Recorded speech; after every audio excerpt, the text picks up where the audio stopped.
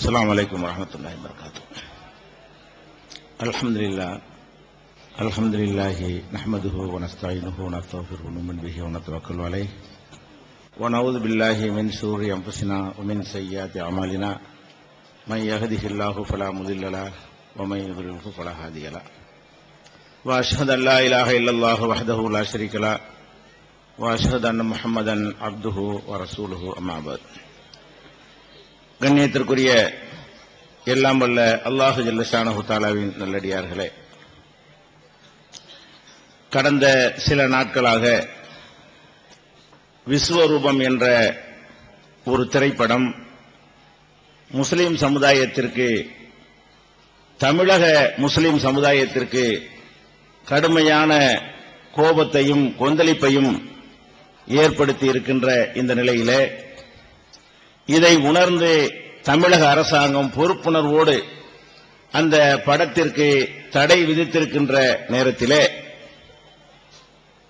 இந்த திரைப்படத்திற்கு முட்டுக் கொடுக்கிறோம் என்ற பெயரிலே ஒட்டுமொத்த இஸ்லாமியர்களுக்கு எதிராகவும் எல்லா சக்திகளும் ஒன்றாக கைகோர்த்து களமிறங்கி இருக்கிற இந்த நேரத்திலே விஸ்வரூபம் குறித்து அடுத்தது என்ன என்ற தலைப்பில் இந்த உரை ஆற்றப்படுகிறது. இந்த விஸ்வரூபம் படத்தை வெளியிடக்கூடாது என்று முஸ்லிம்கள் சொல்லும் பொழுது இதற்கு எதிராக பல வாதங்களை அவர்கள் வைக்கிறார்கள். அந்த வாதங்கள் எல்லாம் சரியா? அந்த வாதத்தை வைக்கக்கூடியவர்களும் புரிந்து கொள்ள வேண்டும். நாளைக்கு நீதிமன்றத்திலே இந்த படத்திற்கு எதிராக வாதாட கடமைப்பட்டிருக்கிற தமிழக அரசாங்கத்தினுடைய வழக்கறிஞர்களும் இதை நீங்கள் கவனத்திலே வைத்து வாதாட வேண்டும். முஸ்லிம் சமுதாய மக்களும் இதுபோன்ற வாதங்களை எடுத்து வைக்கும் பொழுது அவர்களுக்கு நெத்தியடியாக தக்க பதிலை கூற வேண்டும் என்பதற்காக இந்த படத்தை நியாயப்படுத்தி வைக்கக்கூடிய வாதங்கள் ஒவ்வொன்றாக நம்ம பார்ப்போம். என்னென்ன வாதங்கள் எல்லாம் வைக்கிறார்கள்? இது ஜனநாயக நாடு, யாருக்கும் எந்த கருத்தையும் சொல்வதற்கு சுதந்திரம் இருக்கிறது. நீங்கள் திரைப்படத்தை தடுத்தீர்களேயானால் கருத்து சுதந்திரம் இல்லாமல் போய்விடுகிறது. இதை ஒரு பயங்கரமான ஒரு தத்துவமாக பெரிய பெரிய தலைவர்கள், அறிவாளிகள் எல்லாம் மக்கள் மத்தியில வைக்கிறார்கள். அதே மாதிரி சினிமாவை, எந்த சினிமாவை வெளியிடலாம் வெளியிடக்கூடாது என்பதற்கு சென்சார் போர்டு என்ற ஒரு தணிக்கை துறை இருக்கிறது, திரைப்பட தணிக்கை துறை. அவர்கள் தணிக்கை செய்து வெளியிடலாம் என்று சொன்ன பிறகு வேறு எவனுக்கும் அதை தடுக்க அதிகாரம் இல்லை. சென்சார் போர்டு எதுக்கு அரசாங்கத்தில் வைத்திருக்கிறார்கள்? எனவே நீங்கள் சென்சார் போர்டுக்கு எதிராக பேசுவது தேச துரோகம் என்கிற வாதமும் வைக்கப்படுகிறது. ஒரு அரசாங்கம் ஒரு சமூக பொறுப்போடு இதை தடை செய்திருப்பதையும் விமர்சனம் செய்து தமிழக அரசுக்கு இந்த உரிமை இல்லை, இந்த அதிகாரம் இல்லை என்றும் ஒரு வாதத்தை என்ன செய்கிறார்கள்? வைக்கிறார்கள். 3 வாதம். அதுபட்டு இந்த படம் தவறாக இருக்குமேயானால் இந்த குறிப்பிட்ட விரல் விட்டு எண்ணக்கூடிய சில தலைவர்கள் தான் இதை எதிர்க்கிறார்கள். இவர்கள் அனைத்து முஸ்லிம்களுடைய பிரதிநிதிகள் இல்லை. ஒட்டுமொத்த முஸ்லிம்கள் அதை பார்த்துவிட்டு முடிவுக்கு வர வேண்டுமே தவிர வருவதற்கு முன்னால் நீங்கள் எப்படி அதை தடுக்கலாம் என்றும் ஒரு வாதத்தை இந்த திரைப்படத்திற்கு ஆதரவாக சொல்கிறார்கள். அதே போல எத்தனையோ திரைப்படங்களிலே இந்துக்களை கேவலமாக காட்டியிருக்கிறார்கள். நாங்கள் ஏதாவது செஞ்சோமா?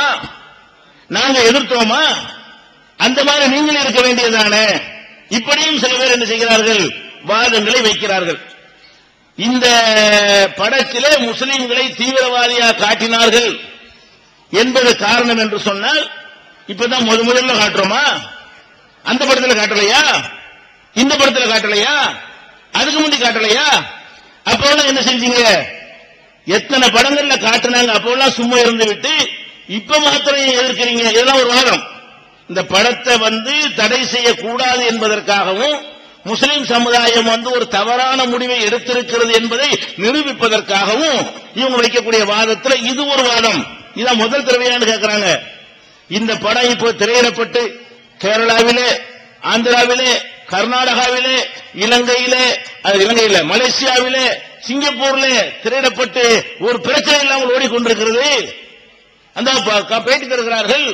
அதை தருகிறார்கள் என்று சொல்லி ஷோ காட்டிக் கொண்டு நம்ம எல்லாரும் கிறுக்குத்தனமான ஒரு முடிவை எடுத்தது போலவும், முஸ்லிம்கள் எவனுக்குமே அறிவு இல்லை, எவனுக்குமே மூளை இல்லை, எவனுக்குமே தூரநோக்கு இல்லை என்று காட்டுகிற விதமாகவும் ஒட்டுமொத்த ஊடகங்களும் ஒட்டுமொத்த தலைவர்களும் ஒட்டுமொத்த அறிவுஜீவிகளும் ஒட்டுமொத்த விமர்சகர்களும் சேர்ந்து கொண்டு ஒட்டுமொத்த முஸ்லிம்களுக்கு எதிராக போர் தொடுத்திருக்கக்கூடிய ஒரு நேரத்தில் தான் இந்த கூட்டத்தை நம்ம நடத்தி கொண்டிருக்கிறோம். அடுத்த கடைசியாக இந்த படம் என்னதான் சொல்லுது அதை விளக்க வேண்டியிருக்கிறது. இந்த வாதங்களுக்கு பதில் சொல்வதோட இந்த படத்தில் என்னதான் அப்படி இருக்கிறது, நாங்கள் கோபப்படுவதற்கு என்ன காரணம், இதையும் நம்ம விளங்கிக் கொள்ள வேண்டும் என்பதற்காகத்தான் இந்த நிகழ்ச்சியை நம்ம நடத்தி கொண்டிருக்கிறோம். முதலாவதாக கருத்து சுதந்திரம்.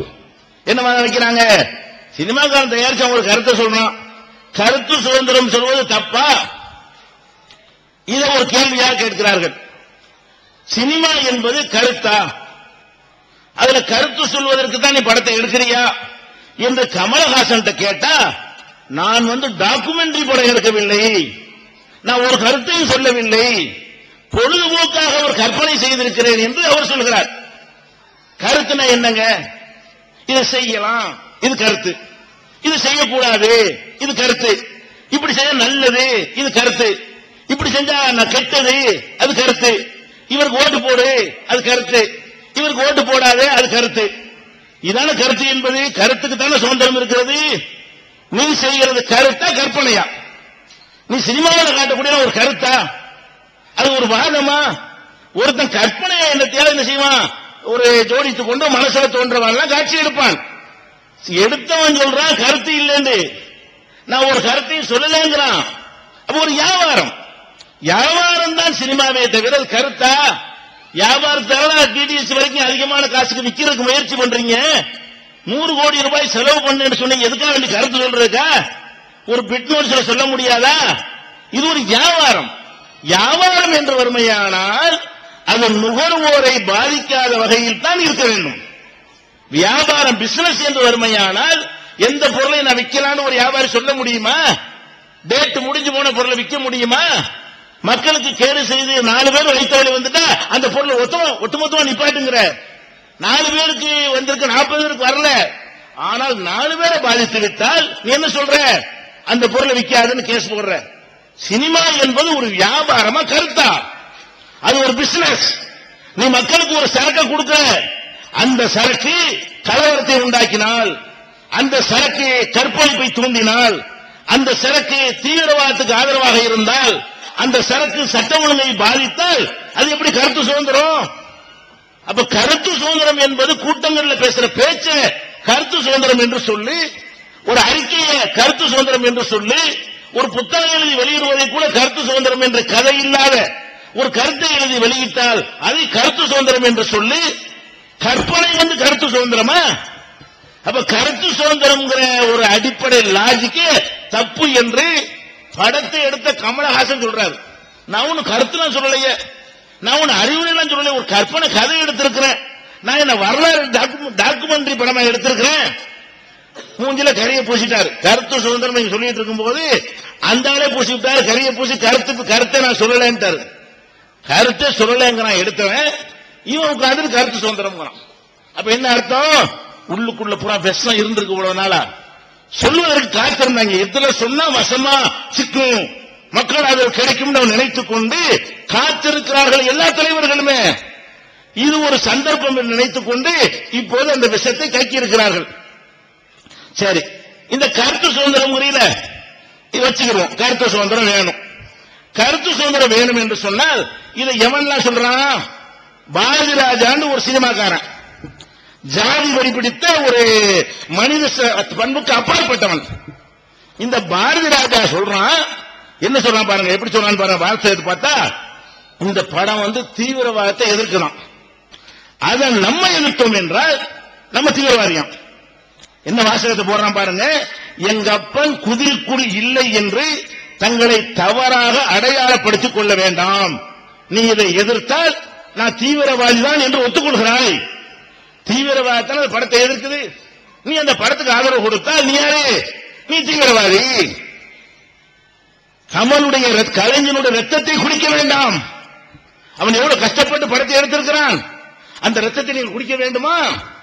இந்த அளவுக்கு கட்டும் வார்த்தையை பயன்படுத்தி விட்ட அறிக்கைகளிலேயே கொடூரமான ஒரு வாசகமும் கொடூரமான தன்மையும் கொண்ட அறிக்கை இந்த பாரதி ராஜாங்கிற ஒரு சினிமாக்காரனுடைய அறிக்கை. நான் கேட்கிறேன், இவனுடைய வாதத்தை வைத்துக் கொள்வோம். குமுதம் பத்திரிகையில ஒரு நடிகையின் கதைன்னு ஒரு தொடர் எழுதினானே, அப்ப சினிமாக்காரன் எல்லாம் போய் அந்த குமுதம் பத்திரிகையை தாக்கி அலுவலகத்தை சூறையாடி அந்த கட்டுரை வெளியிடவே கூடாது என்று தடுத்து நிறுத்தினியே, அப்ப எங்கடா போச்சு கருத்து சுதந்திரம்? குமுதங்காரன் நடிகையின் கதை என்று ஆதாரத்துடன் எழுதுறான். அவன் செய்வது தப்பா இருந்தா கோர்ட்ல வழக்கு போடணும். நீ பொய்யை எழுத்தான் நிரூபிக்கணும். அவன் பத்திரிகை சூறையாட நீ யார்? அந்த பத்திரிகையில அந்த தொடரை உடனே நிறுத்த செய்தாயே, உனக்கு குமுதம் பத்திரிகையை தலையை நிறுத்த செய்ய முடியும் என்றால், உரிமை உண்டு என்றால், எங்களுக்கு விஸ்வரூபத்தை தடுக்கிற உரிமை இருக்கிறது. நான் கேட்கிறேன், ஒரு நடிகையின் கதையை எழுதியதற்காக ஆச்சரியப்பட்டு செஞ்சாயே பாரதி ராஜா, இப்ப நடிகை தவறான நடத்த வேசி தொழில் செய்தால் என்ற கான்செப்டை எதிர்த்தீங்க. அப்படின்னா நீ அதை செய்யறவனா? ஓ வாதப்படி தீவிரவாதத்தை எதிர்க்கிற படத்தை நாங்க எதிர்த்தா நாங்க தீவிரவாதிங்கிற, வேசி தொழில் செய்த ஒரு நடிகையை பற்றி ஒருவன் எழுதினான் என்பதை நீ எதிர்த்தால் நீ உன் பொண்டாட்டி வேசியா? உன்னுடைய பொம்பளை பிள்ளைகள் வேசியா? உன் சகோதரிகள் வேசியா? அதுக்குதான் கோவம் வந்ததா? அவன் கதை தானே எழுதினான். என்ன நினைத்துக் கொண்டு எங்களுக்கு எதிராக யுத்தம் தொடுத்திருக்கிறீர்கள்? புவனேஸ்வரி என்று ஒரு நடிகை கைது செய்கிறார்கள் விபச்சார வழக்கில். அந்த புவனேஸ்வரி என்ன சொல்கிறார்? நான் மட்டுமா? நிறைய லிஸ்ட் இருக்கிறது. அவர்களையும் விட்டீர்கள். ஒரு மணி நேரத்துக்கு 2 லட்சம் ரூபாய் வாங்குற நடிகை சொல்லட்டுமா? 10,000 வாங்குற நடிகை சொல்லட்டுமா? மாச கான்ட்ராக்ட்ல போற நடிகை சொல்லட்டுமா? அப்படின்னு சொல்லி புவனேஸ்வரி என்னை மட்டும் பிடிக்கிறியே, அந்த நடிகைகளோட உறவு வைத்திருக்கக்கூடிய அரசியல் தலைவர்களை சொல்லட்டுமா? அந்த வீடியோக்களை வெளியிடட்டுமா என்று யார் கேட்டா? புவனேஸ்வரிங்கிற ஒரு நடிகை கேட்டான். யார் யாரெல்லாம் ஈடுபடுறார்கள் என்பதை ஒரு கோடு வார்த்தையை வச்சு சில அடையாளத்தை வைத்தும் சொல்லி இருந்தால், அதை தினமலர் பத்திரிகையில் வெளியிட்டான். இந்த செய்தியை தினமலர் பத்திரிகையில் வெளியிட்டான். பாரதி ராஜாவே, நீ தினமலர் பத்திரிகை என்ன செய்தாய்? சினிமா கூத்தாடிகளே, அந்த தினமலர் பத்திரிகை அலுவலகத்தை சூறையாடினீர்களா இல்லையா? பத்திரிகைகளை கொளுத்தினீர்களா இல்லையா? அது ஏன் அவனுடைய கருத்து சுதந்திரம் அவங்களுக்கு தெரியல? அப்ப கருத்து சுதந்திரம் கூத்தாடிக்கு மட்டுமா? வேற மக்களுக்கு இல்லையா? எழுத்தாளர்களுக்கு இல்லையா? பேச்சாளர்களுக்கு இல்லையா? முஸ்லிம்களுக்கு இல்லையா? அப்ப தினமலர் அலுவலகத்தை சூறையாடி அந்த பத்திரிகையை எங்கேயும் வெளியிட விடாமல் தடுத்தாயே, அப்ப எங்கடா போச்சு கருத்து சுதந்திரம்? அப்ப அந்த நடிகைகளை எல்லாம் எழுதினானே, விபச்சாரத்தை செய்கிறார் எழுதினானே, அதை எதிர்த்தியே. உன் மாமா தொழில் செய்யறதுனால எதிர்த்தியா? நீ யாருடைய ரத்தத்தை குடிப்பதற்கு இதை எதிர்த்த? அப்ப இதை எதுக்கு சொல்ற? எதுக்கு இதை கடுமையா இவனுக்கு பயன்படுத்தினேன் என்றால், நம்மளை எல்லாம் தீவிரவாதி நம்மளை அடையாளம் காட்டுறோமா, அப்ப குதிரைக்குள்ள இல்லைன்னு சொல்றோமா. அப்ப இவ்வளவு கடுமையான விமர்சனத்தை வைத்திருக்கிற நீ யார்? விபச்சாரத்தை கண்டித்து ஒருத்தன் எழுதினால் உனக்கு ஏன் கோபம் வருது? நீ விபச்சாரம் செஞ்சனால கோபம் வந்துச்சா? உன் குடும்பத்தார் விபச்சாரம் செஞ்சனால கோபம் வந்துச்சா? அதை விடுங்க. இந்த உண்மையை புவனேஸ்வரி என்பவள் தன் சக தொழிலாளிகளை பற்றி போட்டு கொடுத்துட்டாளா? அந்த உண்மையை சொன்னதற்காக வேண்டி இந்த சென்னை போன்ற நகரத்திலே ஒரு பெரிய கூட்டத்தை போட்டு மனிதன் அதை சொல்ல முடியாது, அப்படிப்பட்ட வார்த்தைகளை பேசி யாரையெல்லாம் அடையாளம் காட்டினாரோ அந்த பெண்களும் பெண் நடிகைகள்